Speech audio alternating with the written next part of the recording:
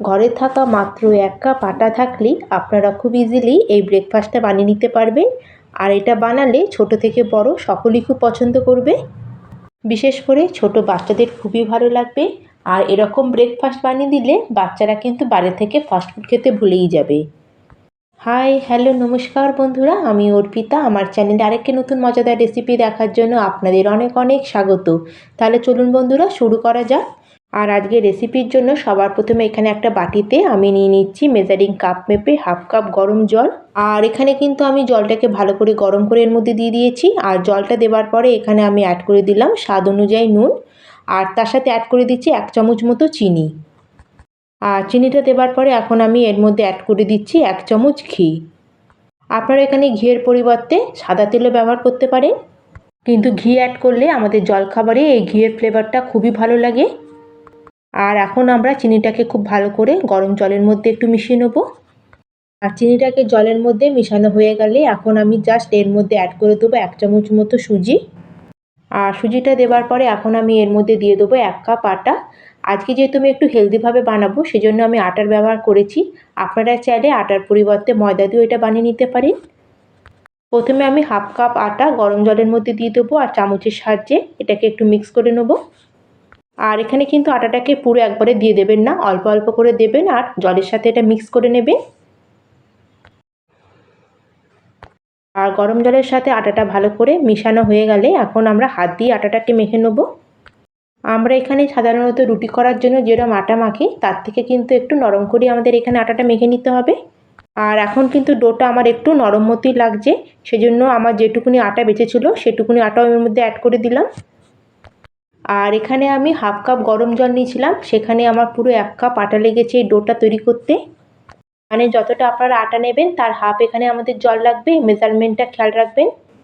আর এখানে দেখুন বন্ধুরা, ডোটা কিন্তু আমার রেডি হয়ে গেছে। আর ডোটা তৈরি হয়ে যাওয়ার পরে এখন আমরা উপর থেকে হাফ চামচ মতো তেল দিয়ে ডোটাকে একটু মাখিয়ে দেবো যাতে এটা শুকিয়ে না যায়। আর তেলটা মাখানো হয়ে গেলে এখন এটাকে আমরা কভার করে প্রায় 5-10 মিনিটের জন্য এটাকে ছেড়ে দেবো, যাতে এখানে সুজিটা আছে ভালো মতো ফুলে একটু সেট হয়ে যায়। আর ততক্ষণ ওদিকে আমরা আজকের এই জলখাবারের জন্য খুবই চটপট আর হেলদি একটা আমরা ফুড রেডি করে নেব। তার জন্য গ্যাসে একটা কড়াইতে আমি কিছুটা পরিমাণে তেল গরম হতে বসিয়ে দিয়েছিলাম। আর তেলটা যখন ভালো মতো গরম হয়ে যাবে তখন আমি এর মধ্যে অ্যাড করে দিচ্ছি হাফ চামচ মতো গোটা জিরে আর 2-3 খানা কুচানো কাঁচা লঙ্কা। আর ছোট বাচ্চারা যদি ঝাল না খায় তাহলে আপনারা লঙ্কাটা এখানে স্কিপ করতে পারেন। আর জিরে আর লঙ্কাটাকে হালকা একটু নাড়াচাড়া করে এখন আমি এর মধ্যে অ্যাড করে দিলাম একটা বড় সাইজের পেঁয়াজ। আর পেঁয়াজটাকে এখানে একটু আমি মিহি করে কুচিয়ে অ্যাড করেছি। আর এখন গ্যাসের ফ্লেমটাকে মিডিয়ামে করে আমরা পেঁয়াজটাকে হালকা একটু লাল কালার হওয়া পর্যন্ত ভেজে নেব। খুব বেশি পেঁয়াজটাকে এখানে ভাজার দরকার নেই।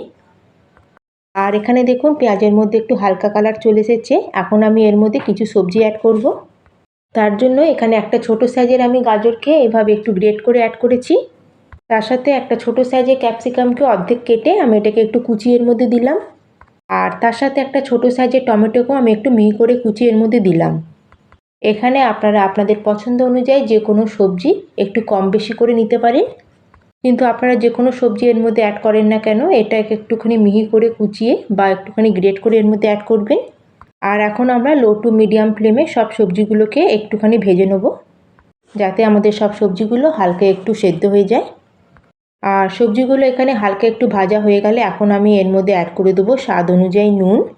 তার সাথে এখানে দিয়ে দেবো আমি হাফ চামচ মতো হলুদ গুঁড়ো।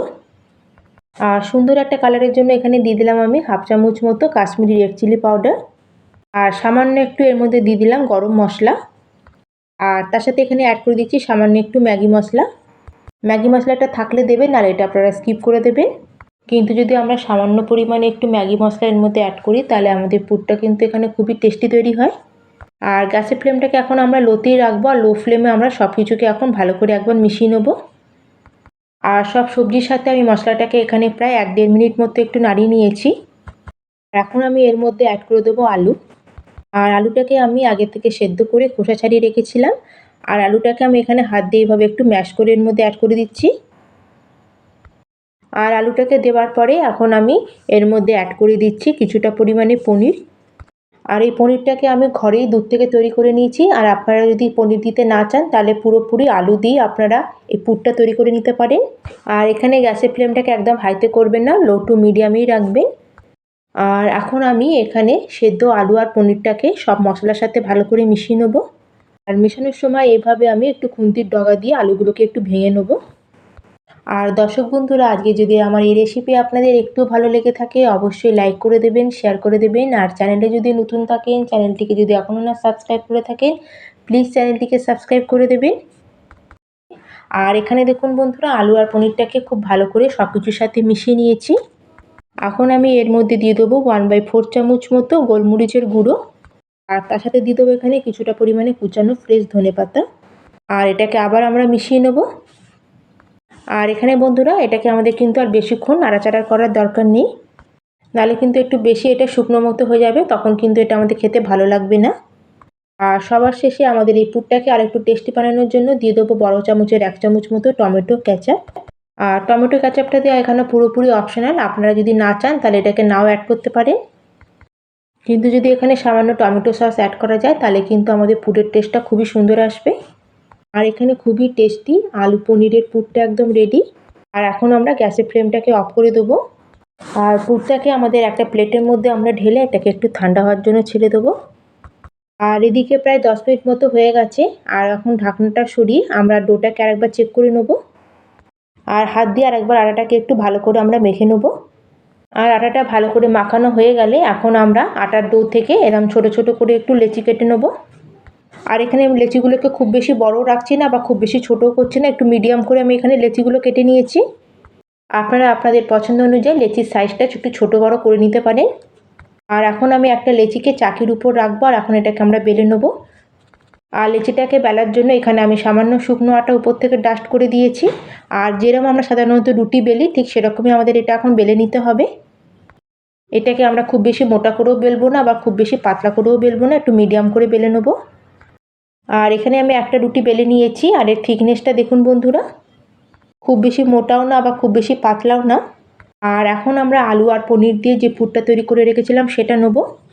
আর রুটি যেটা আমরা বেলে রেখেছি তার এক সাইড দিয়ে আমরা পুরটাকে দিয়ে দেবো। আর আমি এক সাইড করে পুরটা দিচ্ছি, আর পুরটা এখানে একটু বেশি করে এর মধ্যে দেবেন, তাহলে কিন্তু আমাদের এই জলখাবারগুলো খেতে কিন্তু খুবই ভালো লাগবে। আর রুটিটা মাঝখানে পুরটা রাখা হয়ে গেলে এখন আমরা এক সাইড থেকে এটাকে উঠিয়ে আরেক সাইডে দিয়ে এটাকে বন্ধ করে দেবো। আর এটাকে দিয়ে সাইডগুলোকে এইভাবে আমরা একটু হাত দিয়ে একটু প্রেস করে এটাকে ভালো করে একটু সিল মতো করে দেবো। আর একটু ভালো করে এটাকে প্রেস করে দিতে হবে যাতে ভেতর থেকে আলুর পুরটা ভাজার সময় না বাইরে বেরিয়ে আসে।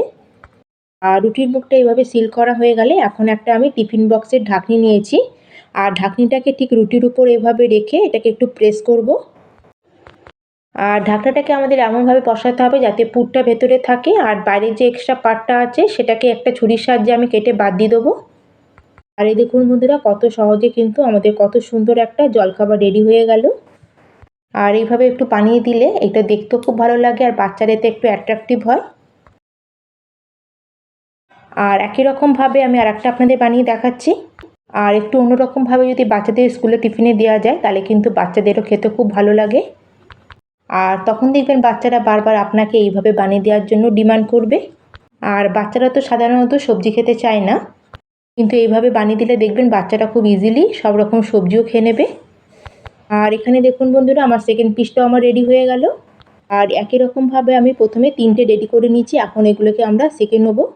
তার জন্য এদিকে গ্যাসে আমি একটা তাওয়া বসিয়ে নিয়েছি। আর তাওয়াটা খুব ভালো মতো গরম হয়ে গেছে। আর তাওয়া যখন গরম হয়ে যাবে আমাদের তৈরি করে রাখা জলখাবারগুলোকে এক এক করে আমরা তাওয়ার মধ্যে দিয়ে দেবো। প্রথমে কিন্তু এখানে আমি কোনো রকম তেলের ব্যবহার করিনি। প্রথমে আমাদের এখানে জলখাবারগুলোকে দুদিকটা ভালো করে আগে সেঁকে নিতে হবে। আর এইভাবে প্রথমে আমরা উল্টে পাল্টে দুদিকটাকে একটু ভালো করে আগে সেঁকে নেব। আর দুদিকটা যখন ভালো মতো একটু শাঁকা হয়ে যাবে তখন আমরা এর উপর দিয়ে সামান্য একটু 1 চামচ মতো তেল উপর দিয়ে দেবো। আপনারা চাইলে তেলের পরিবর্তে এখানে ঘিও ব্যবহার করতে পারেন। আর তেলটা দেওয়ার পরে এখন আবার আমরা খুন্তি দিয়ে এটাকে ভালো করে একটু চেপে চেপে এগুলোকে একটু সেঁকে নেব। আর গ্যাসের ফ্লেমটাকে আমি কিন্তু মিডিয়ামে রেখে এগুলোকে প্রায় 1.5 থেকে 2 মিনিট মতো ভালো করে চেপে চেপে সেঁকে নিচ্ছি। আর সুন্দর এর মধ্যে একটা গোল্ডেন কালার চলে এসেছে। আর এই পর্যন্ত এগুলোকে আমাদের ভেজে নিতে হবে। আমরা তো রুটি তরকারি সবসময় প্রায় বানিয়ে থাকি, কিন্তু একই রকম খেতে খেতে যখন আপনারা বোর হয়ে যাবেন তখন একটু অন্যরকমভাবে এইভাবে বানিয়ে দেখবেন, সত্যি খুব ভালো লাগবে। আর এখানে আমার জলখাবারগুলো রেডি হয়ে গেছে, এখন এগুলোকে আমি প্লেটের মধ্যে গরম গরম সার্ভ করে নেব। তাহলে বন্ধুরা, আজকের আমার এই রেসিপিটা ভালো লাগলে লাইক আর সাবস্ক্রাইব করতে কিন্তু একটুকু ভুলবেন না। তাহলে আজকের মতো আমি এখানেই শেষ করলাম, আবার চলে আসবো অন্য একটি নতুন রেসিপি নিয়ে। ধন্যবাদ।